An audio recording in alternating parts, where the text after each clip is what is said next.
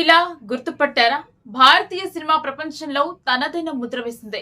తెలుగు, తమిళం, హిందీ భాషలలో అనేక హిట్ చిత్రాల్లో నటించి తనకంటూ ప్రత్యేక గుర్తింపు తెచ్చుకుంది. ఒకప్పుడు అందం, ప్రతిభతో సినీ పరిశ్రమను ఓ ఊపు ఊపేసింది. కానీ ఇప్పుడు ఈ అమ్మడు సినిమాలకు దూరంగా ఉంటుంది. దాదాపు 3 సంవత్సరాలుగా ఆమె ఒక్క సినిమా కూడా చేయలేదు. ఇంతకీ ఆమె ఎవరో గుర్తుపట్టారా?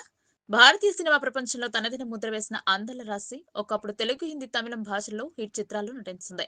అప్పట్లో ఆమె అందానికి గుండెల్లో గుడి కట్టారు. 90s కిడ్స్ ఫేవరెట్ హీరోయిన్లలో ఆమె ఒకరు. ఇండస్ట్రీకి చెందిన ఓ స్టార్ హీరోను పెళ్లి చేసుకున్న ఆమె ఇప్పుడు సినిమాలకు దూరంగా ఉంటుంది. ఇంతకీ ఆమె ఎవరు గుర్తుపట్టారా?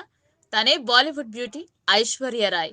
భారతదేశంలోని అత్యంత ధనవంతులైన నటీమణుల జాబితాలో చోటు సంపాదించారు ఐశ్వర్య. 1973 నవంబర్ 1న కర్ణాటకలోని మంగళూరులో జన్మించిన ఐశ్వర్యరాయ్ 1994లో మిస్ వరల్డ్ కిరీటాన్ని గెలుచుకున్నారు.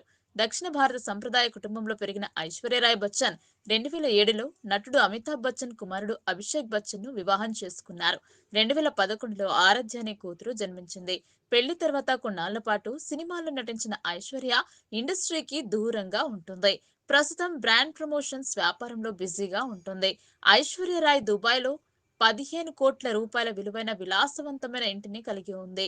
ఈ ఇల్లు దుబాయ్లోని జుమేరా గోల్ఫ్ ఎస్టేట్లోని శాంక్చురీ ఫాల్స్ లో ఉంది. ఈ ఇంటిని అత్యంత విలాసవంతంగా నిర్మించినట్లు సమాచారం.